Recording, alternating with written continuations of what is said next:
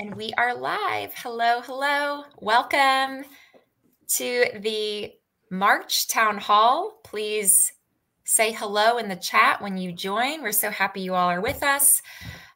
This month, we have the pleasure of talking about emotions and why connecting with our emotions are important, the tools we can use to connect with our emotions to help us in our relationships with ourselves and other people.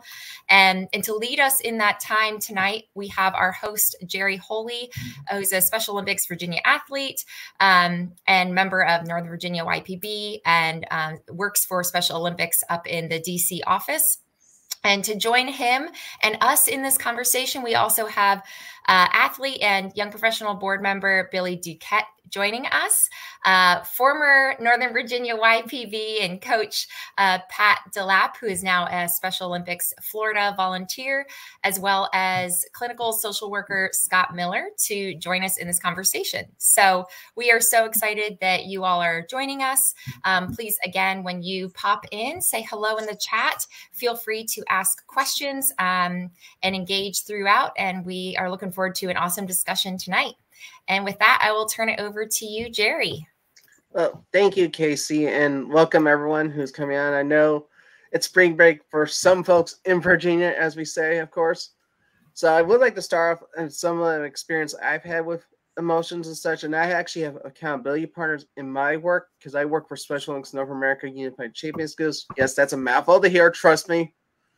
We usually say Sony UCS for kicks, but it's like I have a few of my coworkers there who help me sort of regulate my emotions. And I just actually had an experience thing where I'm like, moment, and they like one of them just like, hey, you just need to talk. And like, yeah, we just talked, got things through, and it just worked out well. And it's very good to actually have someone like that in wherever you are, like family, employment, around the world, even best friends as well. And I think it just makes things unique. And as Casey mentioned, yes, I am also the president for the Special Olympics in Virginia Young Professional Board, along with Billy Duquette, who serves as our fundraising co-chairs.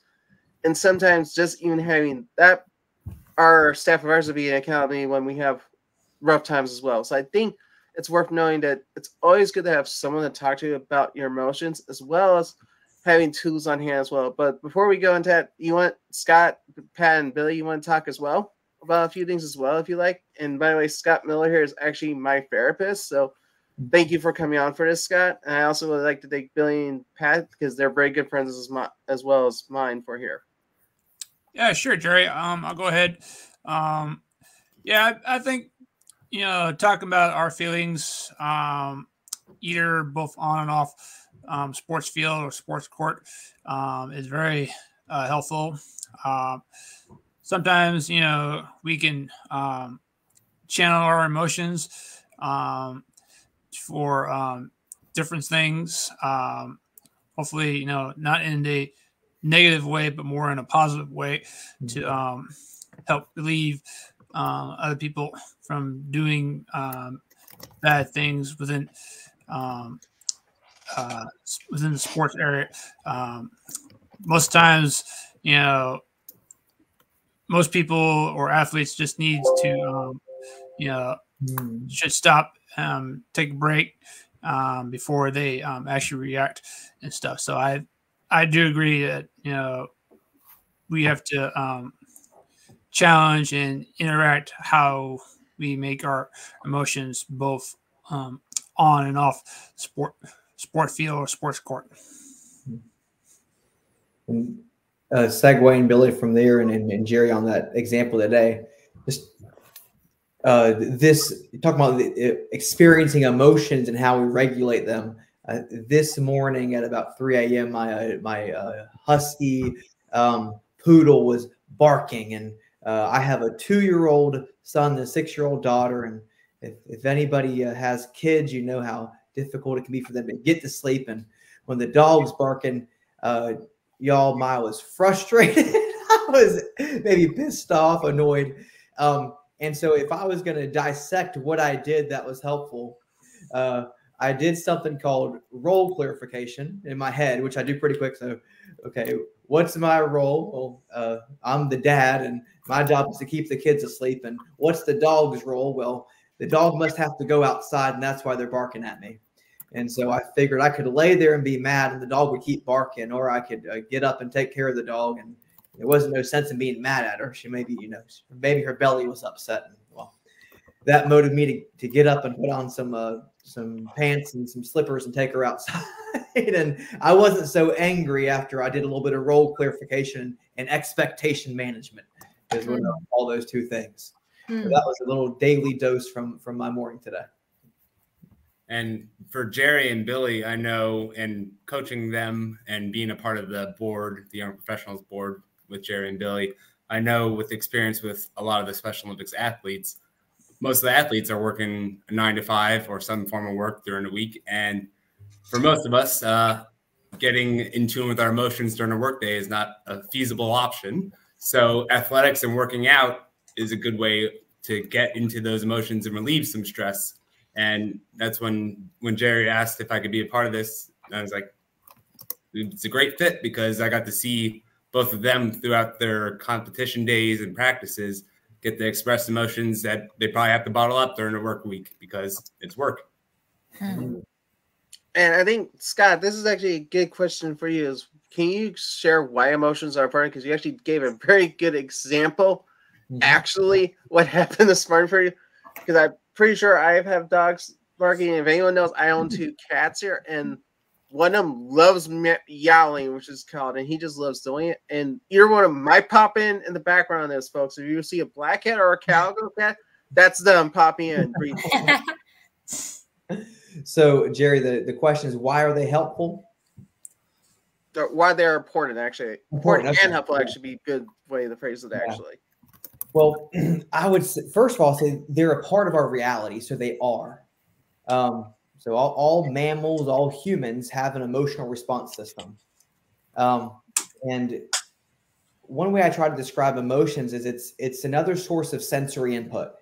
And so emotions are giving us information about our internal and external environment. And so they're important because they're giving us significant amounts of information that we can choose to ignore, which they won't go away until they're acknowledged, or we can learn how to interpret properly. And so what I'll add there is there's 2 common errors with emotions. And so if you think of like the stereotypical kind of masculine error is to ignore your emotions and pretend like they don't exist. And the error of that is kind of like walking around and covering up your eyes or your ears, or taking away some ability you possess and not using it. And then the other common error is to take your emotion and use it as your primary compass. And so your emotions are meant to give you information, but they're not meant to drive the ship. They're not meant to lead your life. And so those are the 2 kind of common errors that people tend to make with their emotions. Jerry, did I answer that? Why it's important, kind of? Yes, you pretty much did there, honestly. Okay. Because I full-heartedly agree to that. I think if Billy and Pat want to jump in on that subject as well, because I would probably wrap it up saying that emotions are important to me because, one, they're the driving force of how someone acts and behaves. Basically, a good example is emotions lead leadership. And if you are a very emotional leader, you're one that more likely to lead from the front versus from the rear. I would dare say, if anyone knows Old Blood and Guts, George S. Pan, he was a very emotional leader. He always led from front and said he was always successful. Matt, is there some things he did that irk people, but in reality, he was a great leader. You look at, I'm going to keep going on World War II references, Admiral Chester Nimitz. He was a very quiet guy. His emotions were quiet, but he led an effective campaign in the Pacific. Douglas MacArthur, his counterpart, was more flamboyant, as I say, and technically you can see how those 2 personalities conflict, but they still managed to get things done, even though their emotions went 2 different ways. So, Billy and Pat, you want to jump in right now? Yeah, sure.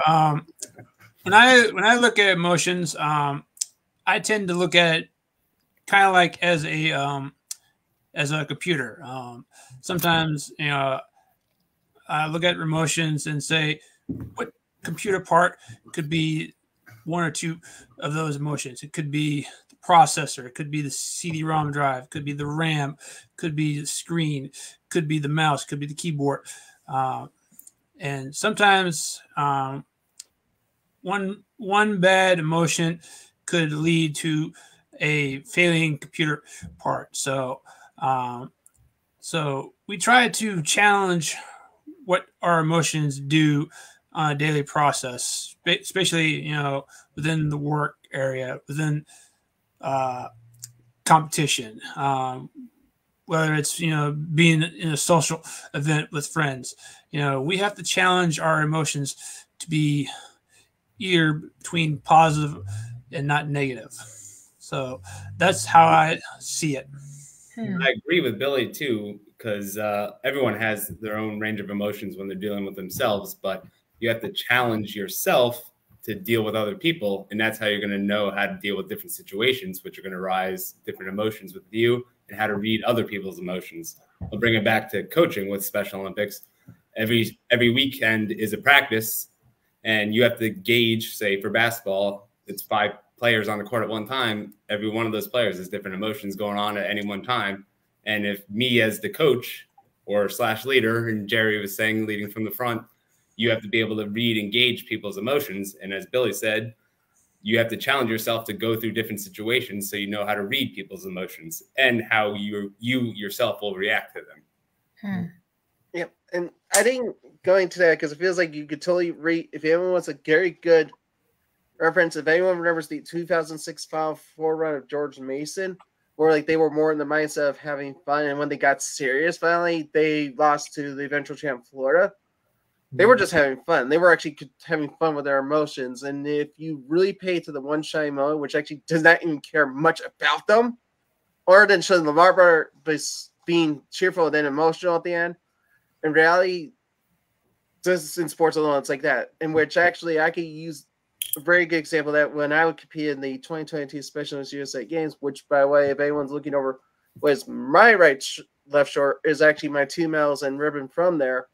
That was just an emotional time when I got my first medal. It was just an emotional moment for me because I've waited for that opportunity. I think so. There's been a very good few comments from Aaron, and which actually I think the very first one of hers is actually something we could go back to, Casey, because I really like that one a lot, and which is actually something because I do love listening to music. I actually have, believe it or not, a calming musing track on Spotify whenever I need to use it. I also use Spotify Premium with their mindfulness as well. And there's so much thing. Plus, also ironically, I do play video games as well. But I think in a mindset of how we look at emotions, people tend to box them into 4 different categories, which actually goes into a subject we're going to talk about a little bit more. But if anyone thinks, I would really want to bring up like some tools before we talk about my tool that Scott showed me. And I think if Pat, Billy, and Scott have any tools before we go into that one, that'd be an amazing tool to talk about. Or those in the audience who are listening, what tools you use as well. Yeah, there's probably a few tools that we can explain during the tool session. Yeah, so I think actually I just rendered a few questions that I actually asked everyone here is it difficult for you to identify your feelings and why? And then and that's the first one I'm going to say to everyone. And you can talk on that, and then we can go to the next one before we have more fun on the tools.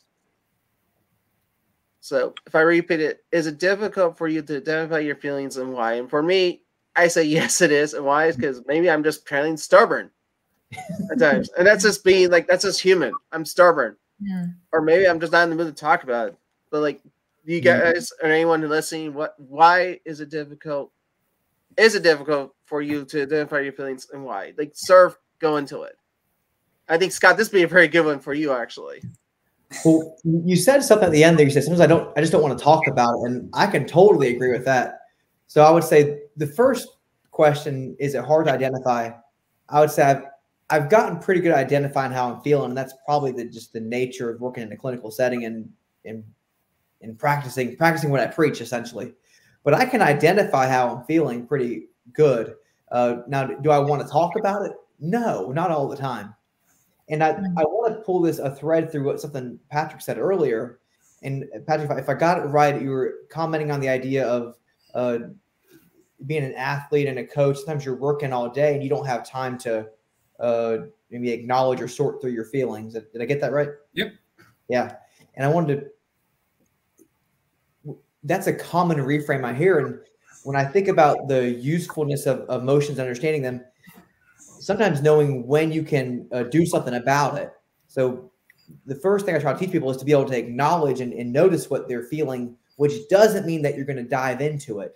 Because sometimes you might say, oh, I'm really angry or pissed off because I felt disrespected about this or that, but I'm at work and I don't have the capacity to handle that appropriately. I need to get to my basketball practice or swim and just get some energy out. But being able to understand why we feel the way we do, even if we're not expressing it in that environment, is I find to be functional and helps people manage their emotions more productively. Yeah, I agree there too, because when I look at how I deal with emotions, you know, I do think it's very difficult. For me, you know, when I look at it, say if I'm at work and something happens wrong, you know, and I have to go to my expressions of how I feel with my emotions, it takes me a while to process what I'm going to react to. You know, it could be, you know, something that make me mad, something that make me disappointed, something make me sad. To me, I have to process it to make sure what I'm going to react to, because if I react to it, something wrong is going to lead to something very, very negative with something. So, you know, some people can process it much more easier, some much more difficult, but it's a process. Yeah. Billy, listening to you, it sounds like you're actually identifying your emotions pretty efficiently. What you're slowing down on, which I think makes a lot of sense, is what to do with that emotion and how to properly express it. And I think that probably you've got a lot of wisdom there to be careful about how you express yourself. Correct. Yes. Yeah. Yeah, but Aaron just brought in a good question: is there a situation where you have a hard time knowing the right emotion for the situation? Yeah. And it is actually, I really think there's like, honestly, I don't even know the answer to that, because I think when you're feeling like a moment like something, then it's happening. So you're feeling sad or upset, then okay, it's sad. Like, I think it's very hard to judge, I guess. And I don't even know. Honestly, I'm gonna say it is a 50-50 shot of getting it right, to be honest. I have a question to this that I had a couple minutes ago, and I don't know if this is a good one, but is there such a thing as good and bad emotions, or right or wrong emotions, as Aaron is alluding to? What do you, Jerry? This sounds like Mark Brackett's app. It's the emotional judge versus the emotional scientist. Oh yeah, that's a good one. And we'll be actually getting into that. Actually, we could segue into that because it's a big good thing. But I think I have one other question to actually bring in is, I'm going to use the example that you have to serve. Do you have an example of a time you pay attention to your feelings about something and it helped? And honestly, USA Games is my first one, but I got to probably go with every single work conference I've been to, where like I have to be conscientious, like, okay, I cannot do something in this, but I think I'm gonna use this one that just happened to me last month, because I was in New Orleans for a sports forum coaches business meeting, pardon me. And I think when I first heard that cornhole is like a sport or trying out, like I was sort of talking to a coach, like I am not into this, and I tried it out, like, okay, I like it and I'm having fun. And then when we had our expo the next day, I'm like having a blast with people. And I'm sort of like, okay, I love this. And I think it's funny that a sport that I was not thrilled with, but now I kind of actually embrace it because like it makes sense as a good sport. And I feel like this may be a good one for you, Pat, to talk about, because I know you've been through a lot of stuff on this. And then we'll segue into the very fun subject that me and Scott were just talking about with what Aaron just talked about, and also what Caitlin's brought up as well in the chat as well. Well, I would reference back to knowing what is the right emotion for the right situation is, like I follow Billy, you have to challenge yourself to go through different situations. You're never going to know the right emotions that you're going to have in a situation if you don't do anything. You were skeptical of cornhole, but you ingratiated yourself, and then you didn't like it at first. Now apparently you love cornhole, but you wouldn't have done that if you didn't go through the situation and kept your feelings inside. You didn't tell anyone you didn't like cornhole, right?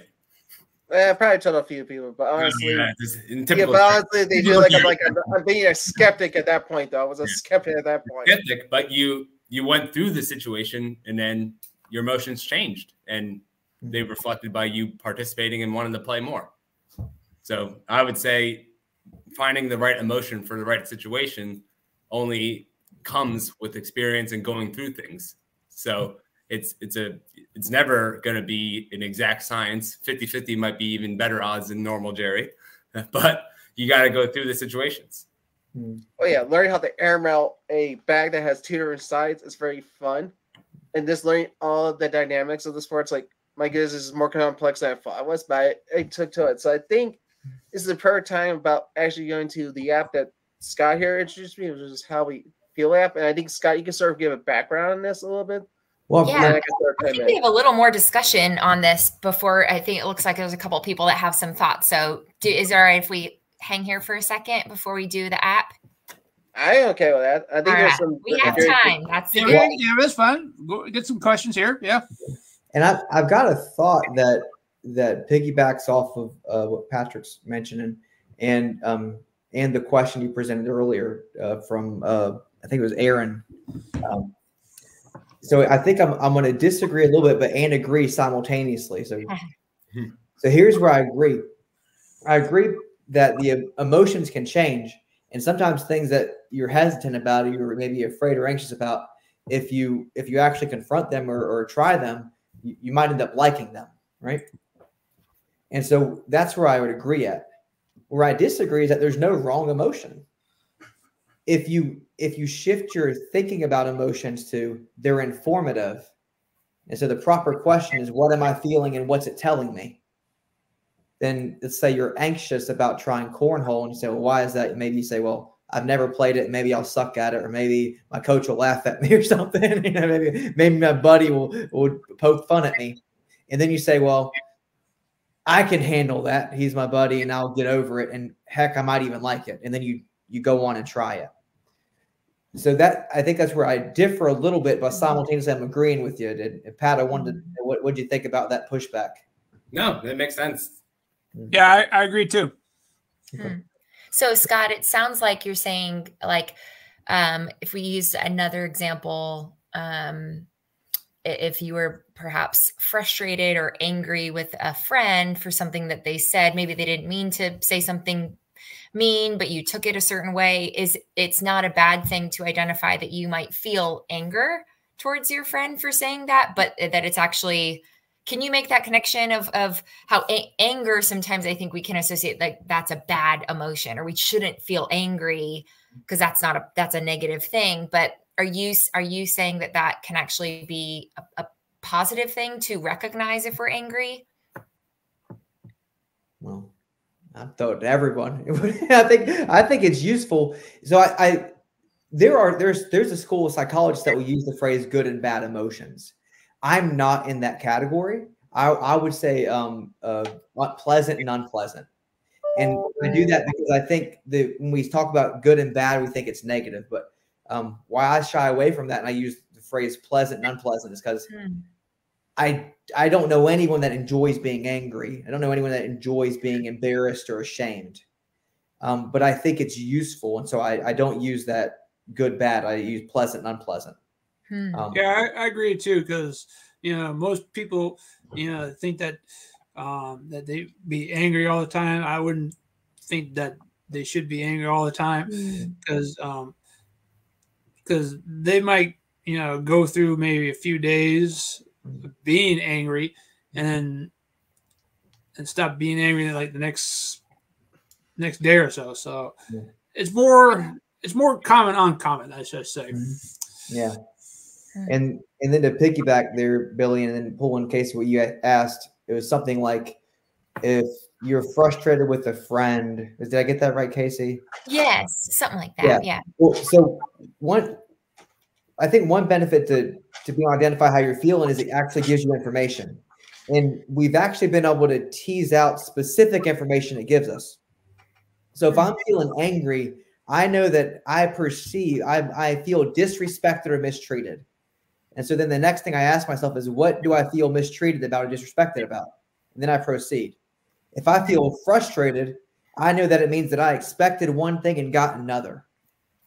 And so the better you can start to, when you recognize these patterns, the better information you can get. And it's kind of like learning how to read. At first, you might just recognize that there's some words, some sight words or something.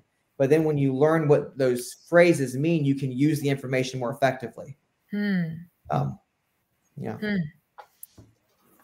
that's where I go back to the dog this morning. I felt angry and pissed off. And my impulse, a PETA might kill me, but it would be to kick the dog. And I don't kick dogs. I would get mad if somebody kicked a dog. And my mom would be infuriated. She probably, if she sees this, she's going to be so mad I said it. I don't kick my dog when I want to.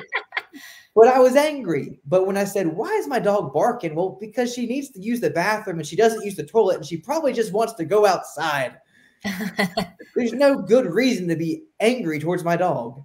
Right? So I role clarified and managed my expectations and got my butt up and took care of my dog because she's my responsibility.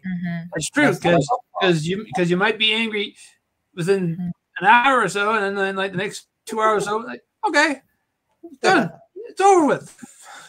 Yeah, it's like my cat Bagheera when you're trying to sleep. He's like, rah, rah, rah, and he just like, okay, buddy, leave me alone. Just let me sleep. She was like, she only does it if she wants food. So like, it's like, yeah, I like, okay, whatever, cats. I like you. I love you guys still. And that was great. Aaron, yeah, I agree. Don't kick dogs. Also, don't do it to Aham, honestly. Uh-oh, I just got a PETA email. Like, oh yeah, he kicked the dog. Kick the dog. No, I didn't kick the dog. Oh yeah. Well, that was good. That was great. And that was really, I also like, Billy, how you framed emotions as like a one-time thing. Like if you're feeling angry or upset because of a situation versus every single day for many months, that might be something a little bit different if you're always feeling angry or upset versus sometimes because of different situations. It makes sense to me that those are a little bit different. Yeah, I wouldn't say be like a month or week to week. I would say, maybe like takes my like a day or so to get over. Yeah, it's usually like a couple of days. I would say like maybe a day or two or three. So it would be like a week or a month or year or so. Yeah, especially if you're using a good tool to help you identify emotions, right? Correct. Yes. Which actually goes into the finally talking about too. So I think Scott can start tee up this one for a little bit because he's the one who introduced me to it, and then I can start talking how I use it because I'm actually on a 211-day streak with it right now. Apparently. Wow, 211. Yeah, it actually does count streaks surprisingly, and I have 101 unique emotions done there. So I haven't done them all yet, but it's kind of fun to use it. So I think if you want to talk a little bit, Scott, as we talk about how we feel, because you're the one who introduced it to me, I feel like you are more knowledgeable on it than I am, to be honest. Yeah. You let me know if y'all want the slides. At what point? Actually, you can just pop it up right now. Sure, I can do that. We can use them as a backdrop. Yeah.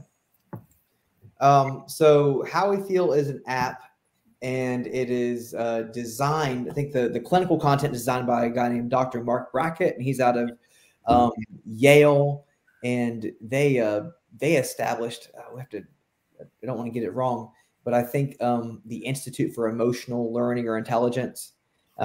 So he got some good funding to really do some good research, and that's where he's out of.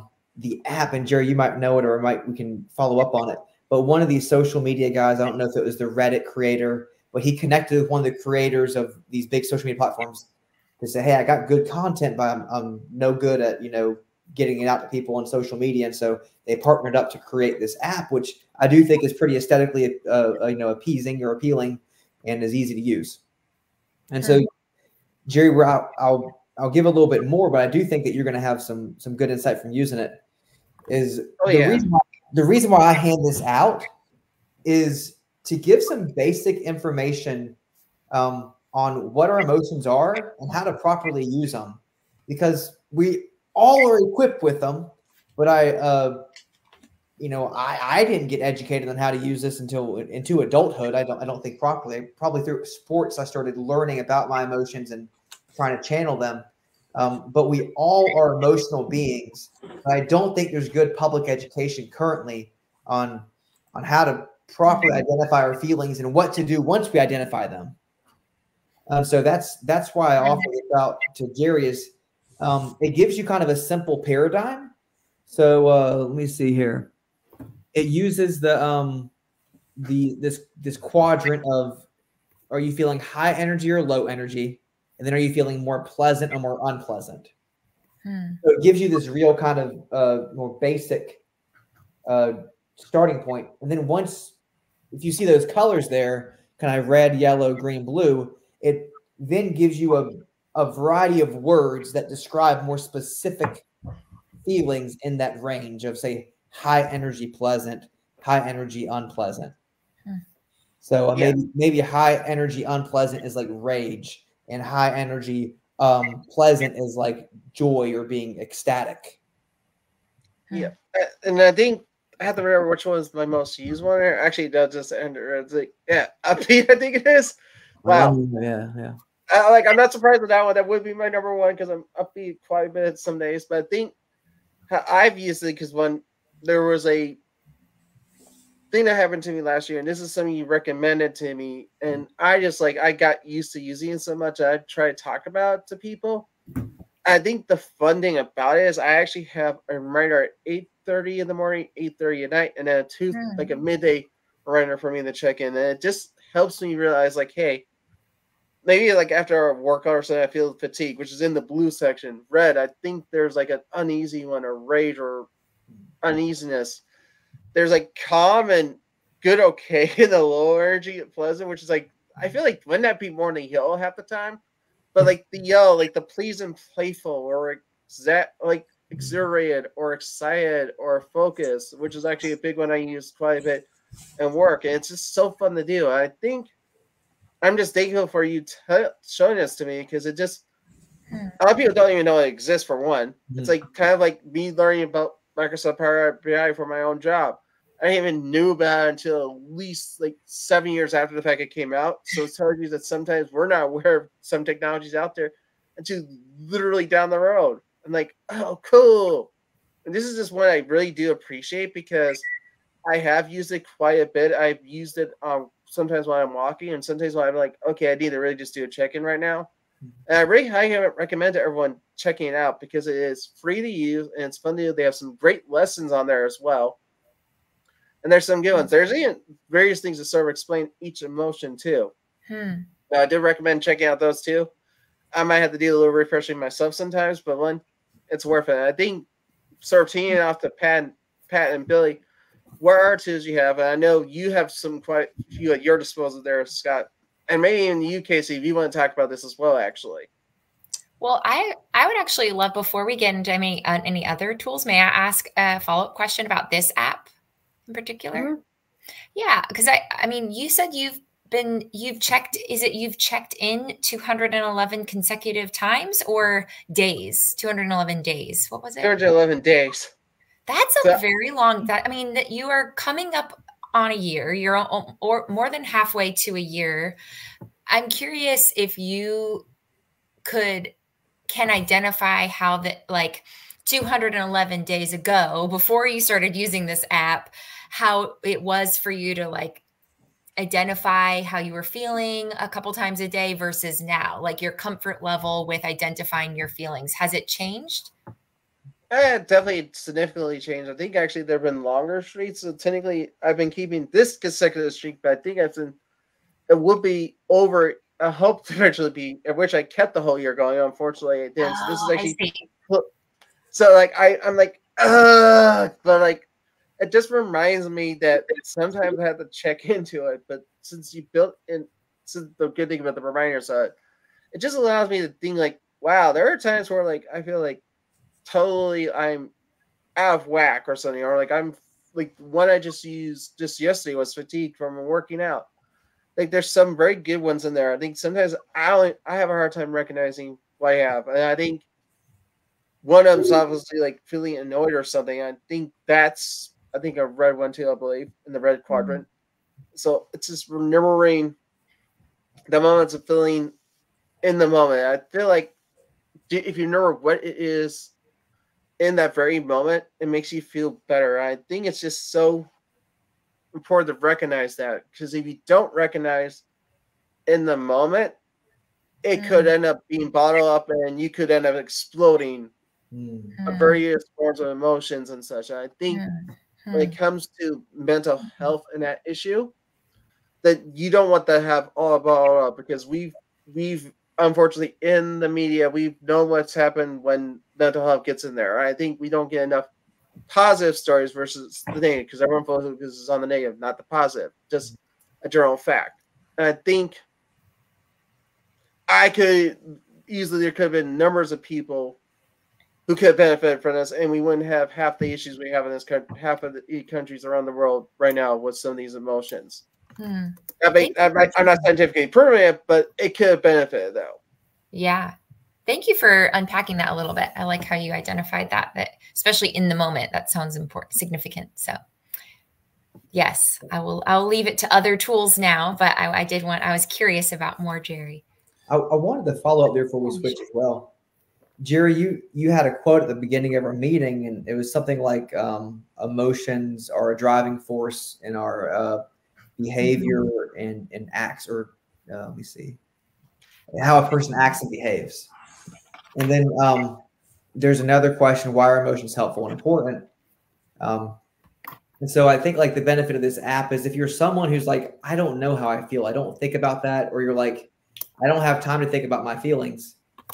One, I would say we don't want to ruminate in our feelings. So, living in our feelings and feeling that way, I think, Billy, you're saying that if you're angry for days on end, like that's not a good thing, right? We don't want to swim in our feelings, but we are talking about noticing them. And it's for the very reason Jerry said, is that whether we acknowledge our emotions or not, they're going to influence our behavior. And so if we can be aware of them, then we can be intentional about how we express our emotions instead of them coming out without intention or accidentally. And so I think that goes back to what's the use of identifying your emotions and knowing what they are, is so that you can express them intentionally, and the way you express them doesn't harm you or others or cause you some big headaches. Yeah. Thank you. Yeah. And then a tool like this would be if you're someone who's like, I have no idea how I'm feeling or where to start. This gives you a kind of a basic foundation for how to start identifying emotion. One organic tool that I see counselors well, that I don't use anything cool like this, Jerry, but it's very interesting, and I'm curious about trying an app like this. But one thing that I have tried to work on is to identify how I'm feeling, like how my body's feeling, like if my shoulders are tense or if my heart's beating really fast. That alone is like a tool to help me identify if I'm stressed or anxious or upset or feeling tense or nervous or anything like that. And so that has been, it's challenging, that one, but that's one little tool, but I don't have any big tools. Yeah. The tool for me, I actually learned about this back during when Jerry and I were playing for floor hockey. A coach, assistant coach, came up and asked me this.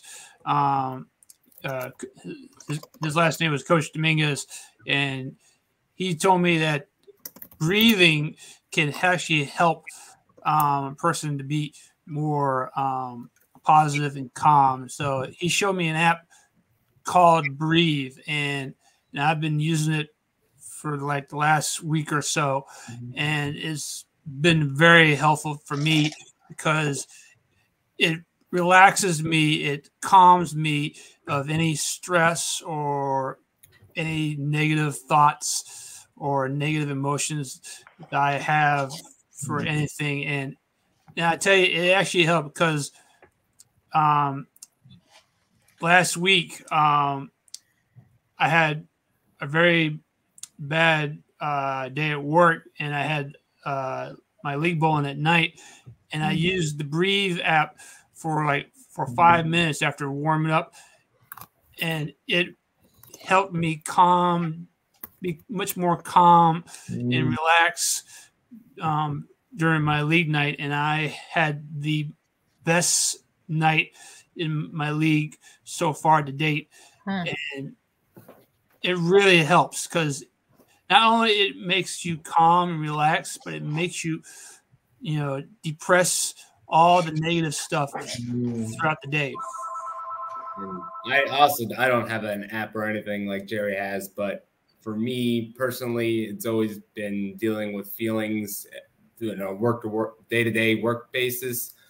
Nothing extreme happens too much in the accounting world, but having structure, routine, and some form of fitness throughout the day helps alleviate any of those feelings of stress. If you have a good idea of how a day is going to flow, you're going to walk the dogs, you're going to go to work, you're going to come home, you're going to go to the gym, you're going to have dinner, and those fleeting feelings of whatever they might be throughout the day kind of get squashed because you know what's coming next. And having that set structure, like right now I'm in Greenville, South Carolina on a travel.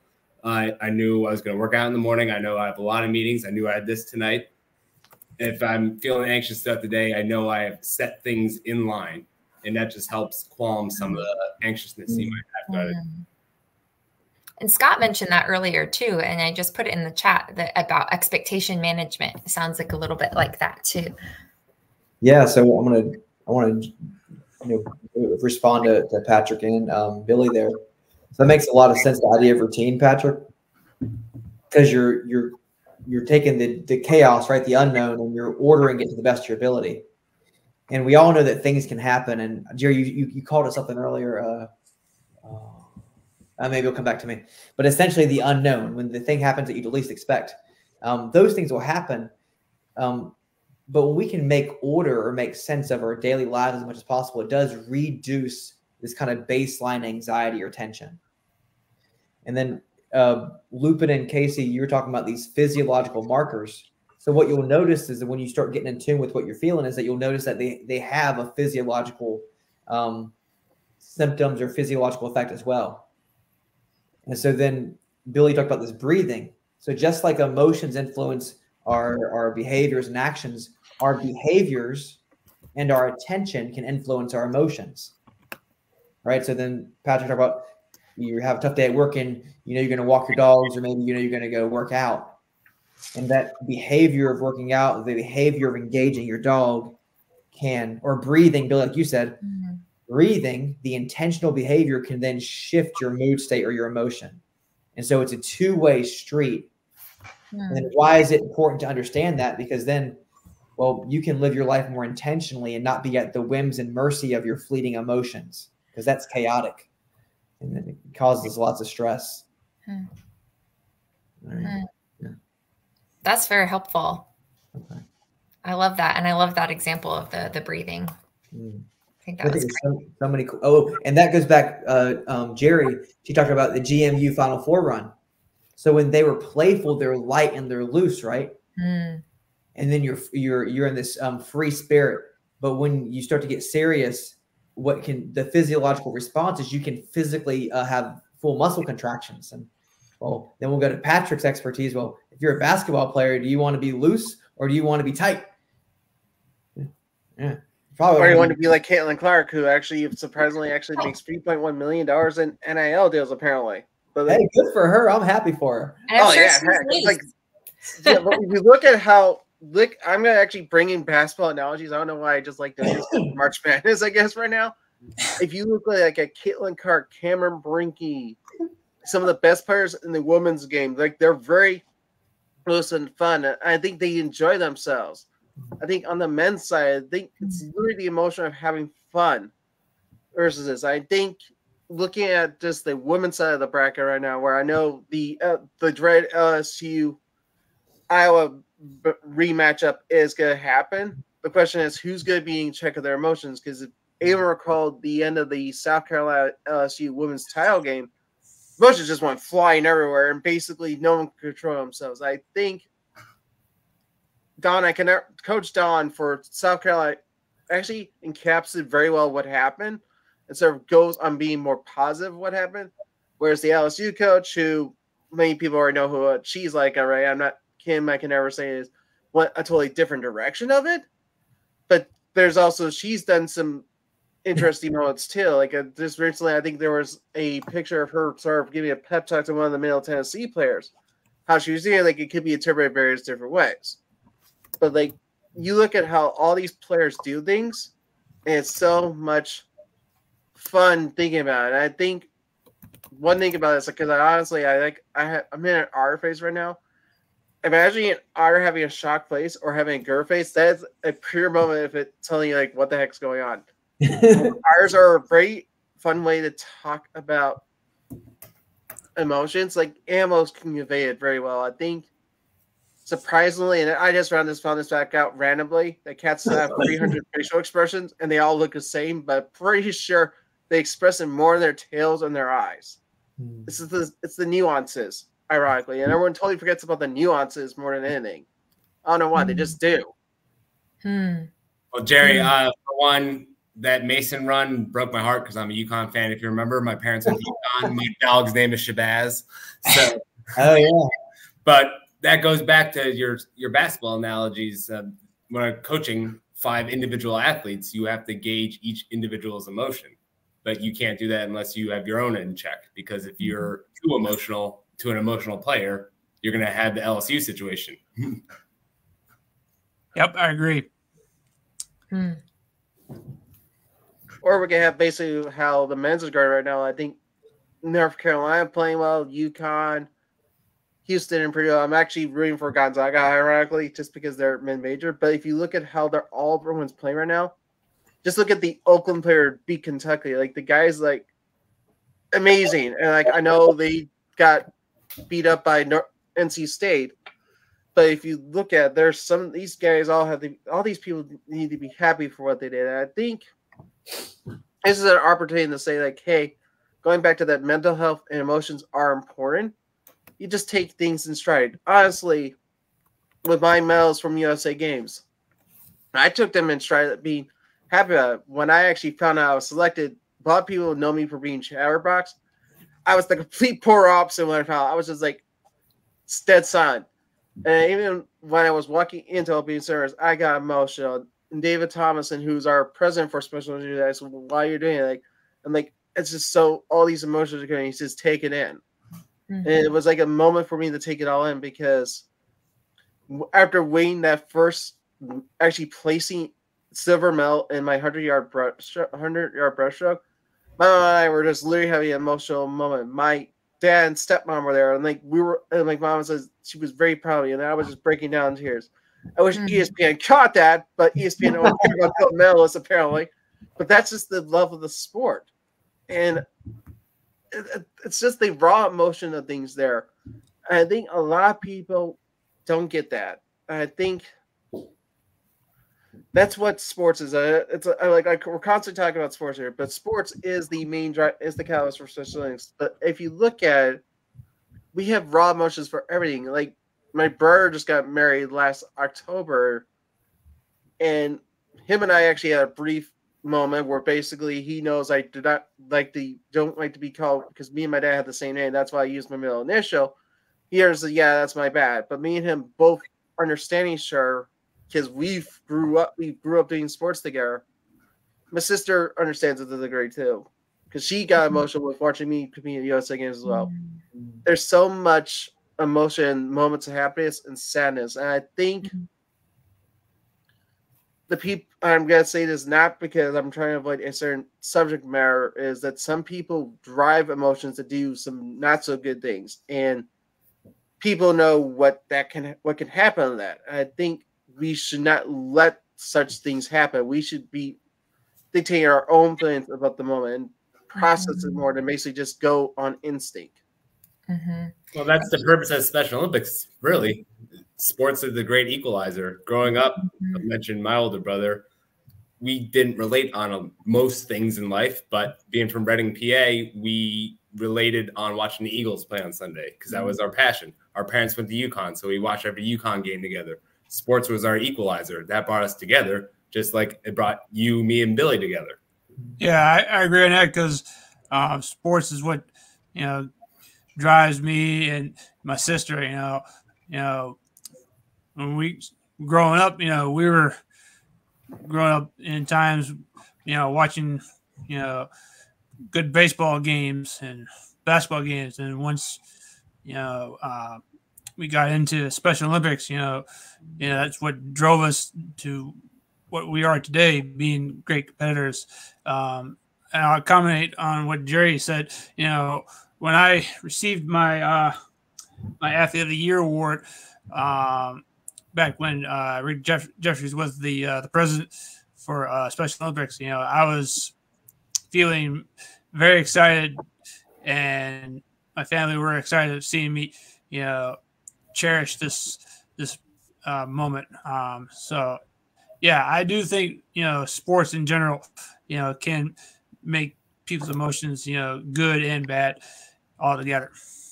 Yeah, I think this is actually sitting, and we're definitely emotions and your health are connected. I think for me, if my emotions are totally like off the scale, I am totally not going to be in a good mood to do anything.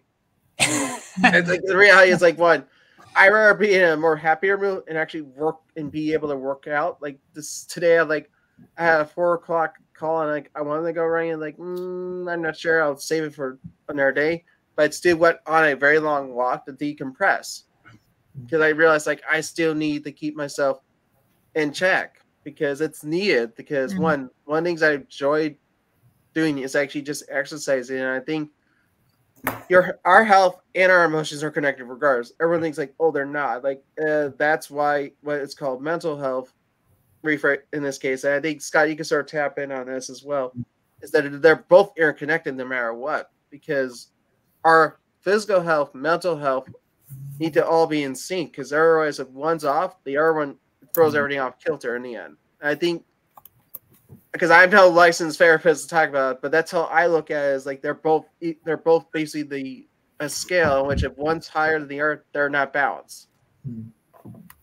I think that tie between physical and mental health is so significant, and I think it taps into another great rationale for Special Olympics and opening up sport to a broader pool of people. And if I could, I think that all people should have some type of physical activity that they engage in through the lifespan. It's good for all of us for a variety of reasons. The two best and most efficient stress relievers are crying and vigorous exercise. And so depending on the context, you might not want to stop crying, but go ahead and get it out. Or if you can go for a good run, that might be a good idea too. But then I can add that on top of that, there's been no pharmaceutical, say for depression, that has better efficacy than physical in a physical training program. And so we'll have to double check and we maybe add that to the notes about what the specific protocol was they used as the measure. But I can say that with a good confidence. Okay. I can speak from personal experience. It's a concept that's very, if you know David Goggins, that you got to do hard things because you're training your brain to say, I'm better, I can beat these emotions. I'm doing this hard run. That moments of anxiousness is now fleeting because I'm doing this hard thing. Look what I just accomplished. And that's why the structure, routine, and fitness of some sort every single day, no matter what, it's non-negotiable because that helps monitor and alleviate some emotions. And sometimes, if the emotions get people better, sometimes, you could say, hey, let's talk about a joke, a nice, wonderful joke. Try to be laughing about the joke to neuralize those emotions. Yeah. So Billy, what you're saying there, and then Aaron in the chat said, sometimes she'll imagine Luigi on a skateboard. And so I'll put the plug. So Jerry said at the beginning, emotions influence our behavior, but the And here's another thing to remember. You cannot directly control your emotions, but you can influence them. And it's the two ways we just said. Your behavior can influence your emotion, and then your intentional thought.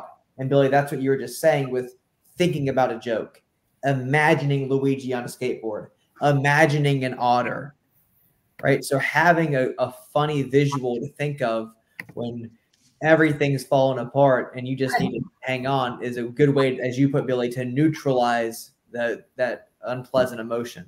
Correct. Yeah. Yeah, I think Erin's the MVP in the comments for sure. She gets MVP.